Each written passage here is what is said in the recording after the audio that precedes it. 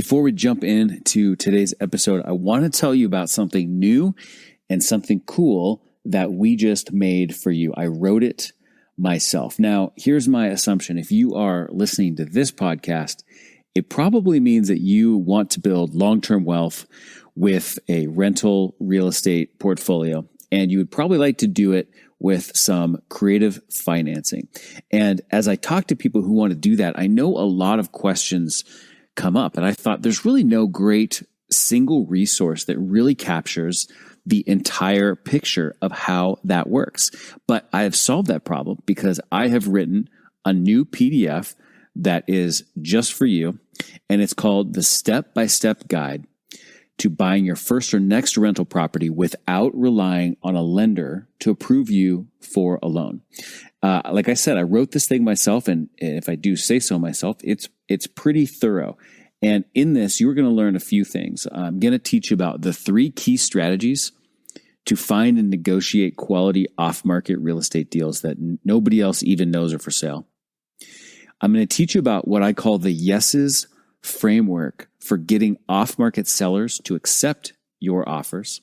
And then I'm also going to teach you the 11 simple steps that you need to take to get your first or your next deal accepted without needing to go to a bank and apply for a loan and just hope that they give it to you. So if you would like to get this free downloadable PDF, just go to rentalwealthguide.com and you can download it right now. rentalwealthguide.com and get your download of the step-by-step guide to buying your first or next rental property without relying on a lender to approve you for a loan. Now, on with the show. Successful real estate investing isn't all about we buy houses and motivated sellers. That's the lowbrow approach, and it gives real estate investing a slimy reputation. Gross. There is a better way, a more genuine, human approach. We are thoughtful real estate entrepreneurs, and this is Sleaze-Free Real Estate Investing. This is Jeff from the Thoughtful Real Estate Entrepreneur. Welcome to episode number 8 of Sleaze-Free Real Estate Investing. This is a show for those of us who never really felt at home in the we buy houses crowd. So in this show, we take a stand against what we call the lowbrow approach. It's the mainstream guru seminar, distressed seller approach that ends up giving real estate investors a slimy reputation. Instead, we discuss the strategies, tactics, and philosophies that we call the thoughtful way, an enlightened approach to real estate entrepreneurship that focuses on constantly sharpening the sophisticated real estate entrepreneur's 3 most critical capabilities. Number 1, seller relation skills. Number 2, deal architecture skills. And number 3, opportunity vision.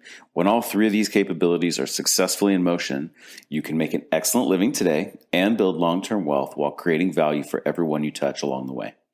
Show notes for today's episode are at thoughtfulre.com/E8. Please do yourself and do us a big favor by hitting that subscribe button in your podcast app. So in the last episode, we discussed part 1 of relationship wholesaling. And so today is part 2 of relationship wholesaling. So as I mentioned in the last episode, it's very, very top of mind for us, this relationship wholesaling concept, because we just got done writing an ebook called, wait for it, Relationship Wholesaling, the advanced playbook for sophisticated entrepreneurs to 5x their results without working harder. So if you go to relationshipwholesaling.com, you can get more information about that, and it will start you out with a free download that we call 5.5 Ways Building a Huge Buyer's List is Silently Killing Your Wholesaling Profits. In this last episode, part 1, we discussed what relationship wholesaling is.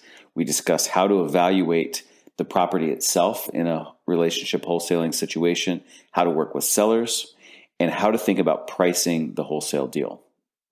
So it would be a really good idea to go back and listen to episode 7, which is part 1, if you have not done so already. And in today's main course, then we're going to take on part 2, and we're going to get into the buyer's side of things. The mistakes that I have made, unfortunately, but fortunately, because there's lessons with all of those, which I will share with you. And we're going to talk about the ROI side of the relationship wholesaling approach. You know, our subtitle of the ebook says 5x the results without working harder. And so we're going to discuss the principles of how that happens when you're using the relationship wholesaling concept. But first, as always, a little bit of food for thought, because as trees, thoughtful real estate entrepreneurs, we like to feed our minds with things to think about. And here's what we're feeding our minds with today. Today, we're thinking about the power of silence in conversation and in negotiation. You know, as humans, we just hate awkward silences in conversations. But when we control our own human urge to fill that silence, then what we do is we put it on the other person to fill that silence. And when they fill the silence, good things can happen from our perspective. About a month ago, I was on a trip with my wife to Australia, and we were celebrating her birthday. And it is the winter in Oregon as I am recording this now, and it was then the summer in Australia. So it was pretty warm. And it was pretty warm, and as we went up to the Great Barrier Reef area, it was not only warm, but it was also really humid. And, you know, I'm from the West Coast of the U.S., and it is not humid here. So any humidity at all is just like very difficult for me. And we show up in this town called Cairns. And Cairns is right on the ocean, and then you get the opportunity there to take a ferry over to a little island where we were actually going to be staying. But we got in probably 5 hours before our ferry to the island was going to take off. And so we had, you know, a couple big suitcases and backpacks, and it's like 1,000,000 degrees, and I'm melting.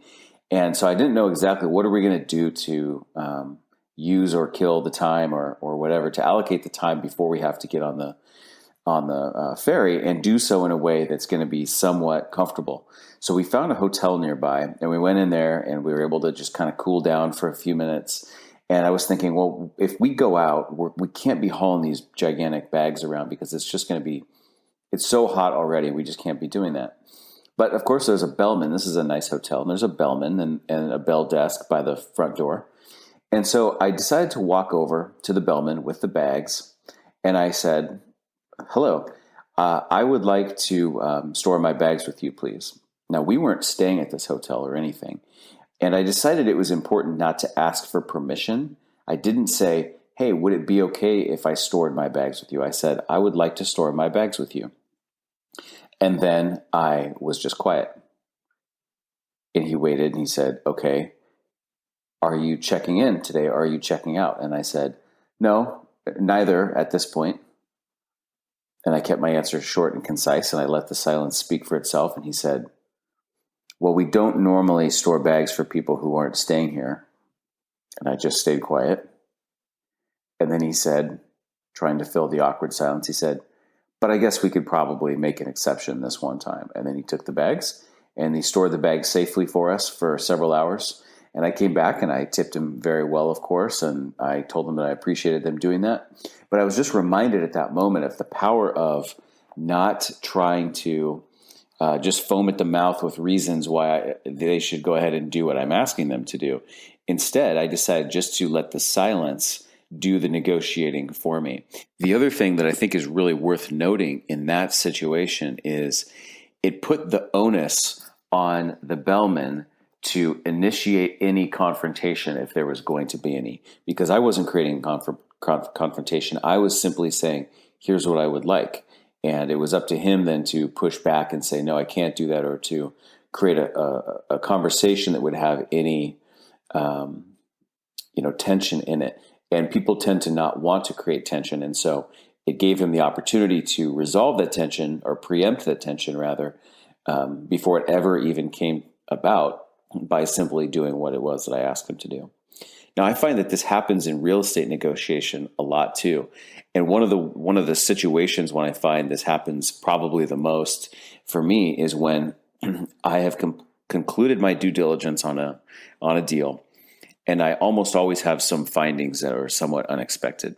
And I then go back to the seller and I present my due diligence findings and ask them if we can tighten up the deal a little bit and fairly reflect for both of us the additional due diligence findings that I have. one thing that's maybe important to note for context here is that in my market, we buy a lot of old houses. We're in the inner city of Portland. So most of these houses were built in the 20s, 30s, 40s, maybe the 50s or 60s, but they're all old by really just about any standards. So there's one house that we were in contract to buy, a beautiful old house right near where I live, for $500,000. And I conducted my due diligence. And when I went to sit back down with the seller in person, and that's an important point too, of course, we do these things in person, face to face. And I shared with the seller some of the things that I had discovered that were just a little bit unexpected. Some issues with things like electrical and the condition of the roof and some things like that. And I shared some quotes and some bids for those things. And I didn't say I need a big discount because of these. I just said, here are these prices, and I'm a little concerned about that. And then I was just quiet. And within a couple minutes, just by being quiet, the seller said, well, we can't sell it for less than $475 without causing a lot of trouble because, I inherited this property and the appraiser said it's worth this. So for the estate, we have to pretty much sell it for what the appraiser said, or else we're just asking for problems. And so by being quiet, the seller negotiated for me, and $25,000, that's a 5% discount on a $500,000 property, by simply presenting some information to them, but then being quiet. I didn't even have to ask directly for it, but I presented the information. I let him to come to his own conclusions about what that meant and about the possibility of losing me as a buyer, etc. And I just let the silence do the negotiating for me, and it resulted in a $25,000 discount on the property. So the lesson here is resist the temptation to fill that awkward silence. It is a human desire to want to fill that, so you kind of have to override that in your own mind. But if you let it hang there, that silence, let the other person fill it. A lot of times they fill it with things that are going to be good for you, that you would want them to say, but if you would ask them to say them, they would never do it. That's today's food for thought. Hey everybody, just a quick interruption to tell you about something we've put together for you. I don't know if you've ever heard this funny expression, but a powerful one that says, you can't read the label when you're inside the bottle. Well, real estate investing is kind of like that. When I got started, I was just reading and listening and studying everything I possibly could and taking massive action based on that, which was fantastic. But it took a long time for me to realize that so much of what I was learning was actually pretty lowbrow. And I just didn't have that perspective. And, you might be in the same kind of position right now. It's very difficult to know and to see your own situation clearly when you're right in the middle of it. So we've created a free PDF guide available for download. It's just for you guys as listeners to Sleaze Free Real Estate Investing, not available to anybody else. And it's called 5 Critical Mistakes That Make Most Real Estate Investors Accidentally Lowbrow. So you can go get this right now if you'd like it, this free PDF guide at pod.thoughtfulre.com. pod.thoughtfulre.com. Go grab it and see if you are making any of these 5 critical mistakes. All right, so we're moving on to the main course of today's episode. And today's topic on thoughtful real estate entrepreneurship is part 2 of our discussion on relationship wholesaling. So let's just start by recapping what is relationship wholesaling. And here's our exact definition word for word. Relationship wholesaling is developing a seller relationship that secures a worthwhile investment opportunity and thoughtfully placing it with a buyer in a way that adds value to both buyer and seller. Now, a bit of a reminder on context here as well. If you think back a couple episodes to our episode about the triple threat acquisition strategy, the context here is that as you're engaging in this conversation with this seller and looking at this deal, you aren't certain yet at this point that you're going to be wholesaling it. You are keeping your options open. You're evaluating it as a wholesale deal. You're evaluating it as a buy and resell, kind of a flip yourself.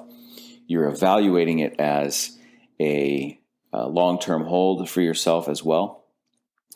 So that's the context, is you don't necessarily know it's going to be a wholesale deal, but you are keeping your eyes, ears, and mind open to that possibility.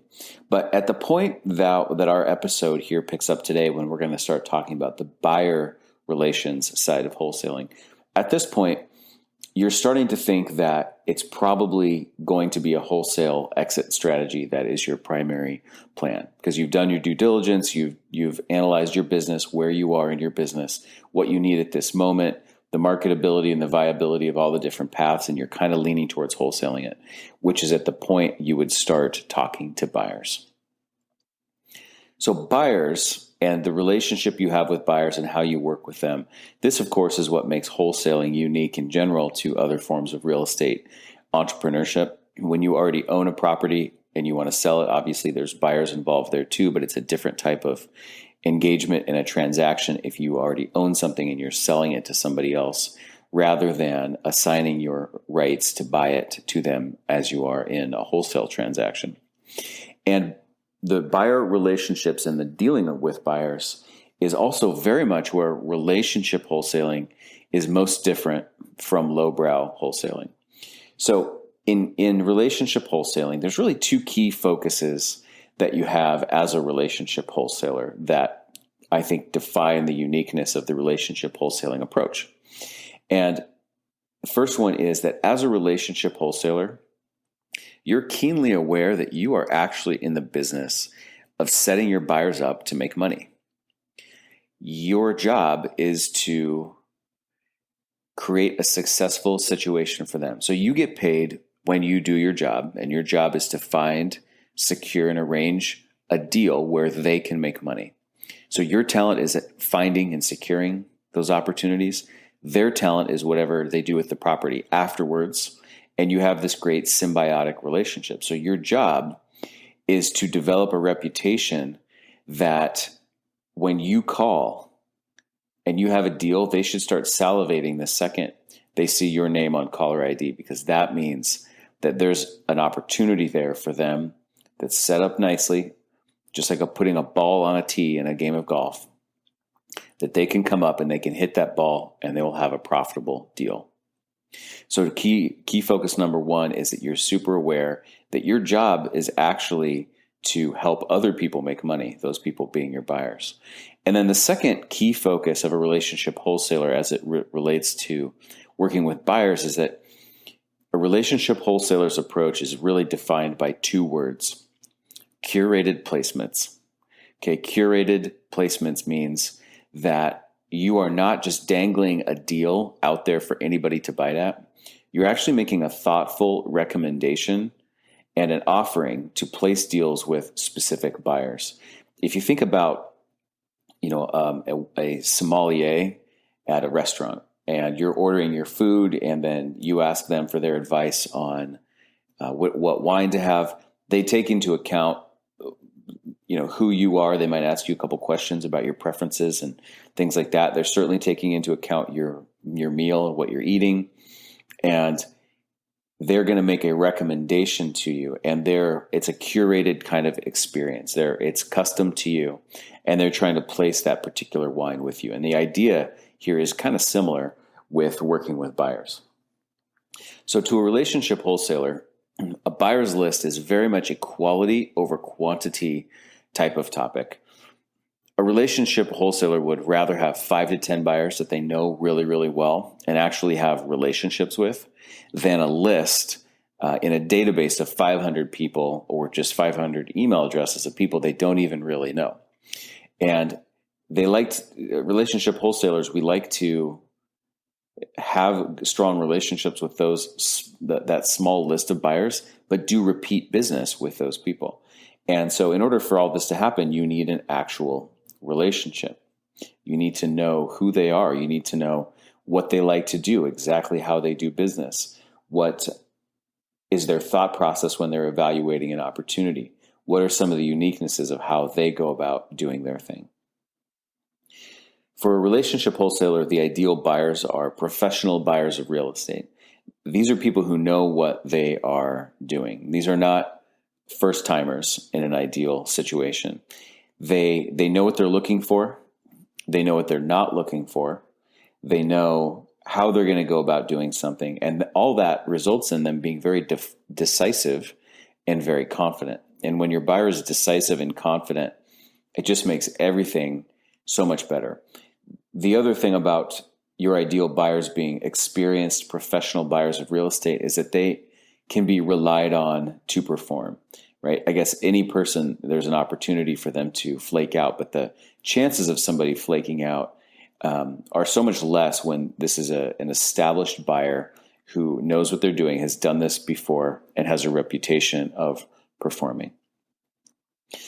So there's so much, it seems like, conversation in the real estate investing world, and especially in the sort of forums and groups around wholesaling, about how do you find cash buyers. And I always laugh a little bit to myself because I think, well, get in your car or jump on your bike or go take a walk and look for projects going on. That it's pretty straightforward. You can actually see who's doing projects in your market because you can see what looks like a construction site. A porta potty sitting out front is usually a pretty good sign that there's a project going on. And so if you take note of where you see these projects and you use your Public Records County website to figure out who the owner is, it's really not too difficult to see who's actively involved in the market. And if it's an active job site, there's a good chance you might just be able to walk up onto the site and introduce yourself and ask who the owner is and start to establish a relationship that way. Sure, you can get lists of buyers in various ways, and there's all these, it seems like, fancy software options and things now, but I don't really see the point of that when you don't need a huge list. What you need is a small list of people you can really get to know, and they're not hard to find because their work is very visible. Like, by its very nature, it's pretty visible when somebody's working on a project in your market. And one of the nice things about just getting out into the market too is it's got all sorts of real positive byproducts. When you're out doing that, you're also taking that opportunity to look at signs that are up for properties for sale, look them up and calibrate, work on the fine tuning and the calibration of your knowledge of values in your market and seeing what's going on. Because in neighborhoods, things change on a block by block basis. And the more you're out and about physically on the streets and putting your eyeballs on what's going on, the better and more calibrated you will be to your overall market. So let's talk a moment about curated placement. Curated placement is really the opposite of blasting out an email to a large list. It is really the difference between pitching a deal and offering a deal. When you're pitching a deal, you're asking somebody to buy your thing. When you're offering a deal, you are making a recommendation and you're implying, look, somebody is going to buy this. There's no doubt about that. I'm offering it to you first because I think it best fits you. So the relationship wholesaler, when they're thinking about curated placement, asks this question: based on the unique attributes of this deal, which of our buyer relationships would find the most value in this opportunity at this time? Okay, I'm going to read that again because I think this question is so important to frame your mindset and your mentality around your buyers.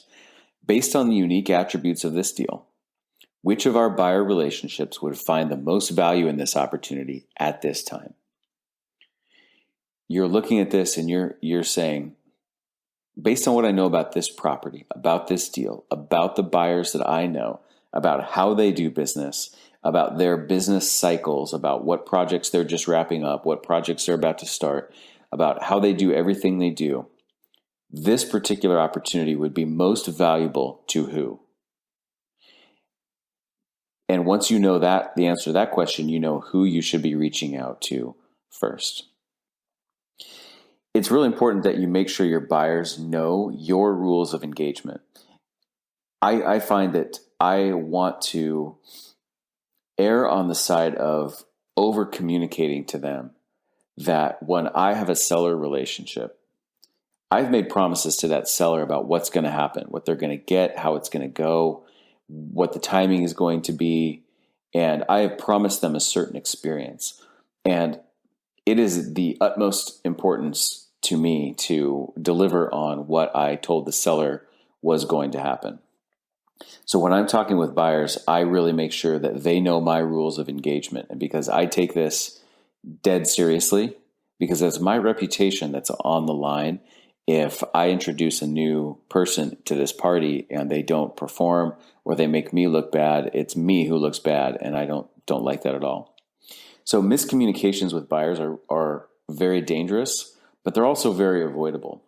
So I like to make sure that they know exactly how my process works, exactly what I will expect them to do when they decide that they want to move forward with my offering of my curated placement of a deal, exactly what the steps are that will happen between then and closing, exactly what I expect of them throughout that process, when I expect those things, what they can do and what they cannot do. For instance, one of the things I don't let them do is go introduce themselves to my seller directly, because I don't want them muddying the waters and the message with the seller about who the players are and everything. I tell them that their job is to finalize their funding and to show up at closing and be ready to close, and everything else is going through me. And I actually created a separate addendum to my own assignment agreement that I use in every single wholesale transaction now that covers these expectations. I go over them in painful detail with the buyers and actually make them sign their names next to it so that they understand, or I am confident that they understand the importance of these things. So let's talk about pricing and packaging the deal up to present as a curated placement to your buyers. Again, your job is to set your buyer up for success. And success means a profitable deal. Success means they know what they're getting themselves into. And so, your buyer is really effectively, they're buying the purchase agreement that you've negotiated. It's like buying a stack of paper. This is a stack of paper that represents a particular deal that I have negotiated, secured, and crafted that I believe is going to be a successful deal. And they're basically buying that stack of paper that gives them the right to close on the deal instead of me. So it's important to package up the information in a way that helps them to be confident that they know what they're getting into. So this involves all your due diligence.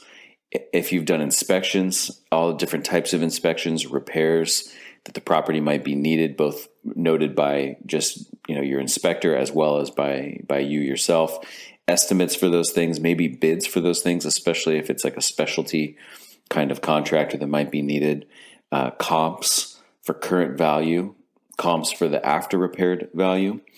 I do the same due diligence if it's a wholesale deal as I do if I'm the buyer. I all the same inspections, paid professional inspections, and I do it all the same. Now, in some ways, this is almost like a trick comment, because if you remember in the triple threat acquisition strategy, I'm not even sure at this point that I'm doing due diligence if I'm going to be the buyer. I very well may be. I might be the buyer thinking of reselling the property. I might be the buyer thinking of holding on to the property for the long term. And I might be wholesaling the deal to another buyer. Either way, in order for me to even be able to choose a path, I need to know exactly everything that's going on with that property. And it also helps with my negotiations with the seller. So I do pay for professional inspections and include all of that information as a nice, tidy, and thorough package to buyers as I'm offering them a curated placement.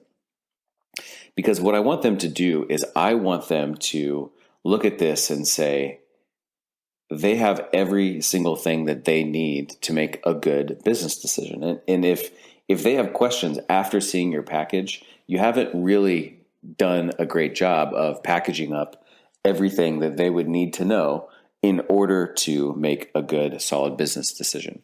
So it says a lot about you when you present a deal to somebody that is presented very nice and thoroughly, and it shows that you have empathy and understand the buyer. It shows the buyer that you understand them when you give them all of the information they would need in order to make an educated business decision. So it's important to think about, if you were in their shoes, what would you need to know in order to make a go, no-go decision about whether to proceed with this particular deal.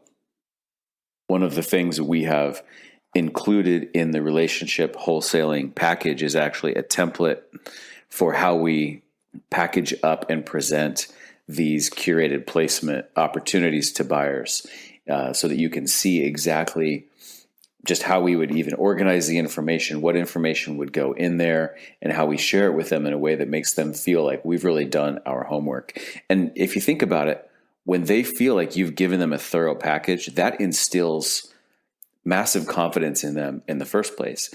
The deal itself is the deal itself, and they will evaluate it. But now they're more confident in you, and that is also an important part of the decision-making process. I'd like to talk a little bit about the return on investment of the relationship wholesaling approach. The subheadline we have there for the ebook is 5Xing results without working harder. And so I want to discuss a little bit about how that actually happens. What are the things that create that massively increased ROI from your wholesaling efforts? One of the things that's really significant from an ROI perspective is the power of having a lot of knowledge and a real relationship with your buyers and really understanding each of them. This is one of the things I think is a major shortcoming of the lowbrow approach, because the lowbrow wholesalers will look at an ARV and a repair number, and they'll just say, this is what a buyer would pay for this. And then they blast that out to 500 people at a time without any realization, without any recognition or acknowledgement that what a buyer, quote, a buyer would or would not pay varies a lot from buyer to buyer. And they're not considering all the variables that determine what a buyer might be able to pay for a property or how they would view it. So let's just take a look at a few of those variables. There's a lot of things that factor into whether a buyer is interested in a deal and how much they could pay for a deal. So let's just talk about a few. How about the availability of their team? If all their resources are tied up at the moment, it doesn't really matter if they think it's a great deal, because they can't get to it for a couple months, for instance, and that changes the dynamics of the deal, of course. How about the availability of their own money? How about the cost of the money that they might borrow or employ from other people, right? How about their cost structures to do the work, right? Do they do the work with their own bare hands? Do they hire the Cadillac level contractors in town? Do they have something kind of in the middle? Do they do some of the work themselves? How about their cost structures to sell? Do they have real estate licenses themselves? Do they sell everything for sale by owner? Do they outsource selling and pay a commission to do that? There's a lot of different variables that really change the financial picture for each buyer. And if you don't know those variables for each buyer, you have absolutely no idea how they would look at a deal and be able to underwrite that deal and figure out what they could pay for it. So just as a simple example, let's say you have buyer A and they have 12% hard money with 3 points, and they hire a realtor to sell their flips. Then you have buyer B, who borrows from their uncle at 5% interest and no points, and their spouse has a real estate license. So you tell me, who could pay more for your deal of buyer A or buyer B? Well, obviously it's buyer B, because they don't incur nearly as much expense for financing. They don't incur nearly as much expense when they sell the property. So they already have a lot more ability to pay more built in. And so it's extremely important to understand who those people are so that you can match make your deals with the right buyers accordingly. So knowing your buyer and making targeted placements one at a time can yield a much bigger assignment fee by calling the right people for the right deals. The relationship approach overall has a higher return on investment than average and lowbrow wholesaling in lots of other ways too. So let's talk about sellers for a minute. When you send your direct mail, for instance, to potential sellers, you tend to have a higher marketing response rate when the letter takes a relationship approach, because people receive it, they don't feel it's gross or threatening, and more people tend to call you of those letters. When you have that situation, then you also have less competition for deals, because you're now not marketing to people who are actively seeking a bunch of different bids on their property. There's just somebody who's calling you back from your letter. When you're sending out lowbrow type marketing that says, I'll make a quick offer for all cash, you can close quickly, and the seller's received 10 of those letters, that type of person is going to call all 10 of those people and get competitive bids. But if you are positioning yourself as much more of a relationship person from the get-go, the whole dynamic's going to be completely different. And so you're not going to be facing competition for deals. I personally, rarely is there a competing potential buyer in the conversation. It's the seller is talking to me, and their options are sell the property to me or don't sell it at all in most cases. You'll also often be able to negotiate better prices with sellers, because you'll have this relationship approach, which entails not just being nice to them, but actually really listening to them and understanding how you can craft a deal that meets their needs. And if you can meet their needs better, then sometimes the focus on the price is much less. So you might be able to negotiate a much better price with your sellers when you have this relationship approach. We've discussed the idea then with buyers that you can often get more from a buyer for a property if you really understand their business and you ask the right buyer who could be able to pay the most for that particular deal at that time. So that means you've got a lower price with your seller, a higher price with your buyer. So your margin is better. So your assignment fee, your wholesaling fee, your income from that is now greater than it would be otherwise. You multiply that by the increase in your response rate and the sort of increase of everything else there, and you start to do more deals, and each deal has better margin. You also are spending less time and energy placing deals, because you don't have to blast something out to 500 people and then entertain a whole bunch of different tire kicking type conversations. You're making one or two phone calls, and you're getting your deal placed that way by people who already know you and like you and trust you, and who believe that if you're bringing them something based on your reputation, then it must be good. And also, I'd say, not insignificantly too, more of the deals that you do actually close, because you are taking a relationship approach to both your sellers and your buyers. You're managing those relationships, and you are shepherding those people through the process in a nice and very helpful way. So you're making sure the seller is meeting their end of the deal, getting things to closing on time. You're making sure your buyer is living up to their end of the deal, and so more deals get to closing. So the bottom line with the ROI of relationship wholesaling is that you can make more money with the same effort, right? So if you're putting in 40 hours a week now, or whatever it might be, you could make more money with the same number of hours and energy you're putting into it, because you're squeezing a lot more juice out of each deal.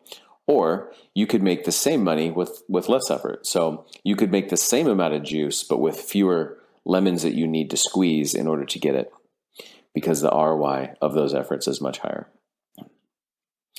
Well, as promised, although I'm embarrassed to share some of the mistakes that I've made, I want to talk about some of those errors that I've made over the years and the lessons that I've learned the hard way. There are always lessons, and that's absolutely a positive silver lining, but I want to talk with you about a few of the things that I have screwed up and what you can take away from that. Pricing errors is one kind of category. I've discovered a couple times that I just have not been diligent enough in negotiating the price with the seller well enough.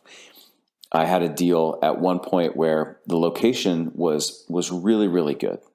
And I was thinking, this location is so good that I'm going to have my buyers just like lined up around the corner, and I'm going to be able to command whatever I wanted. But I didn't take into account that the market at that time was actually starting to cool a little bit, coming off a really hot period. And the buyers were beginning to sense that and to become a little bit more cautious as well. I was looking at the price of this property for this location, and I was thinking, this price is almost unheard of in this location, regardless of the condition of the house. And I think I just oversimplified it a little bit.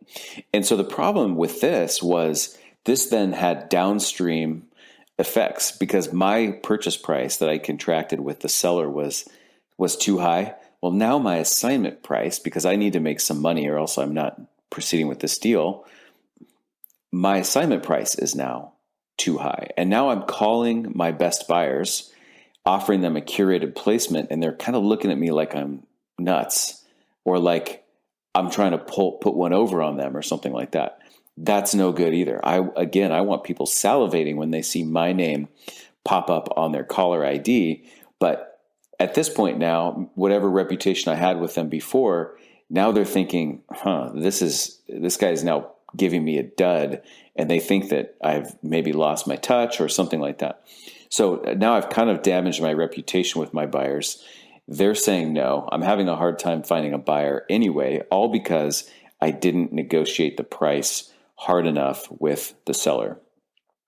Now, I did ultimately, as a bit of a silver lining, get that particular deal wholesaled to a new person I hadn't met before. So I met a new buyer, and I added that person now to my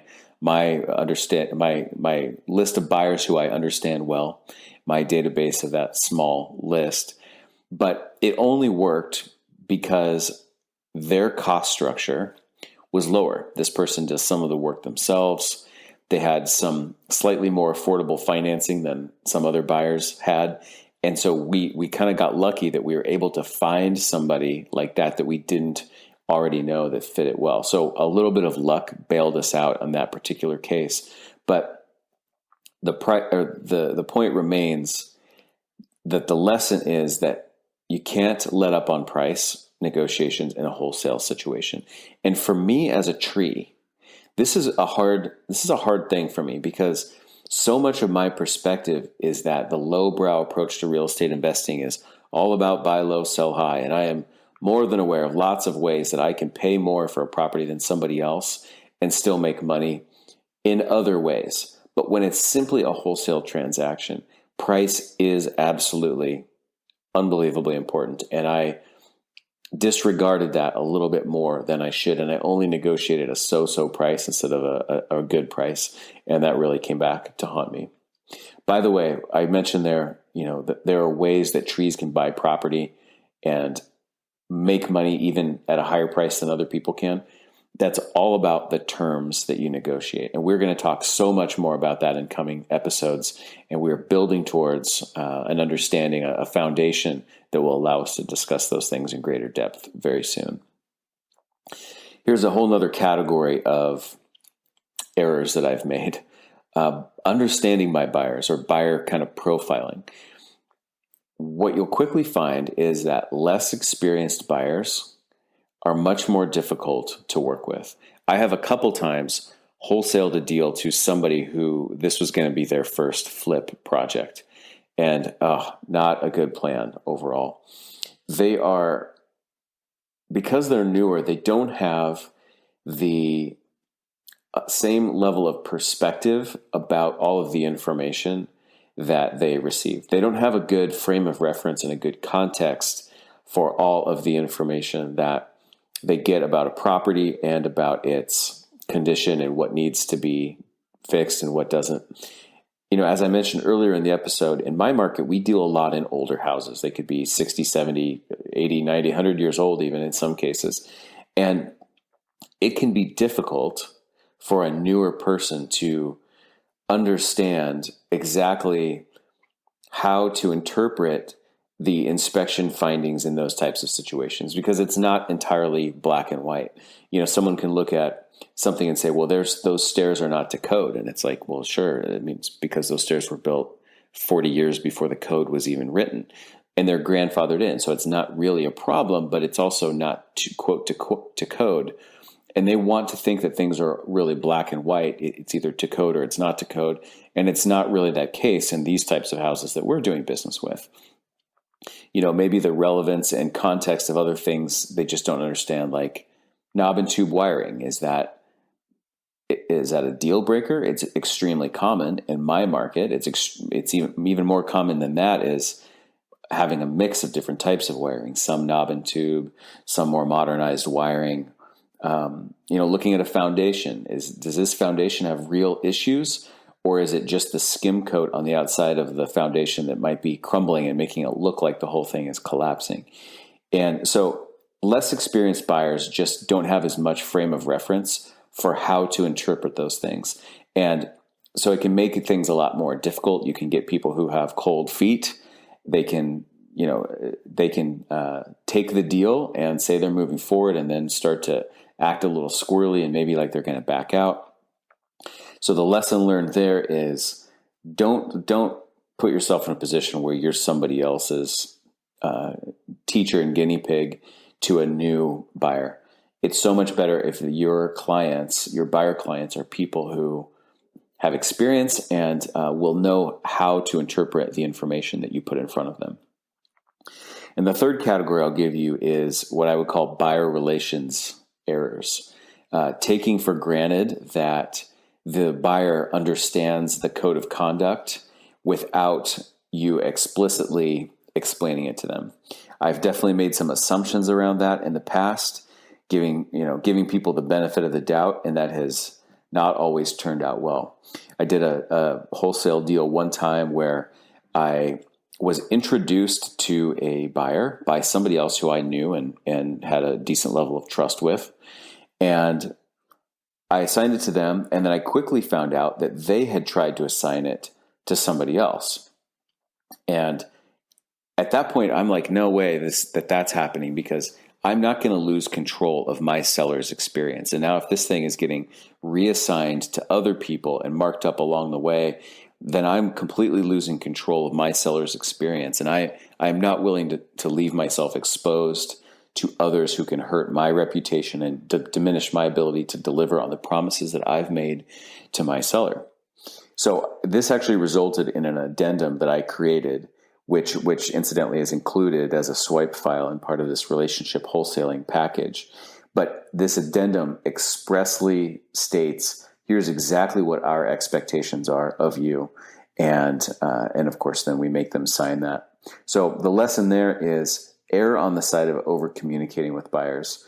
And not only does it go smoother, but I think that when you have good buyers, they also respect you more for being so focused on the success of the deal. And they respect you for your commitment to your reputation and your commitment to delivering to the seller. And if you find a buyer who doesn't respect you for taking extraordinary steps to ensure the seller gets what they want and that everybody gets a win, then that says a lot about your buyer, and that should probably be a major red flag for you too. So in summary, guys, as we wrap up the second half of our conversation here about relationship wholesaling, if you focus on setting your buyers up for massive success, and you focus on being thoughtful about which buyers you present your deal to in that curated placement approach, you're just going to have a much more profitable set of deals, a much more profitable business, and frankly, a more enjoyable and less hassle-filled business as well. Again, I just want to remind you can learn more about relationship wholesaling through all the information we've put together in the relationship wholesaling package. So that's relationshipwholesaling.com. And you can start with a free download called 5.5 Ways That Building a Huge Buyers List is Silently Killing Your Wholesaling Profits. We've got all sorts of cool bonuses in there, like scripts and worksheets for working with sellers when they first call you, what to say, what questions to ask them, how to prepare for your meetings when you meet with them for the first time, and then even after, what to do after your meetings, as well as templates and swipe files for your buyer relations side of things, like that addendum that I mentioned that we include in our assignment agreement, and so much more. We also include in there something I call my magic seller relations question video training. So I created a video training where I go through how I use one particular question when I'm working with sellers that makes all the difference in the world in not just the negotiation of the deal, but in terms of my positioning with them in the first place. So it's super, super helpful. Thank you for listening to Sleaze Free Real Estate Investing. On the next episode, we're going to discuss seller financing. This is a big topic, and I'm going to tell you the story about how I fell in love with it myself and how and when I realized just how unbelievably powerful it can be. And just as a hint and a little bit of a tease, it's much more powerful than most people realize. It's not just about the fact that you don't have to go to a bank to get a loan. It's so much more than that. So again, please do yourself and do us a big favor by hitting the subscribe button in your podcast app so that you'll know the second that the next episode is released. A reminder that you can find the show notes for today's episode, including a transcript, at thoughtfulre.com/E8. Until next time, this is Jeff from The Thoughtful Real Estate Entrepreneur, and I'm signing off. Thanks for listening to Sleaze Free Real Estate Investing. Remember, solve the person to unlock the deal, and solve the financing to unlock the profits.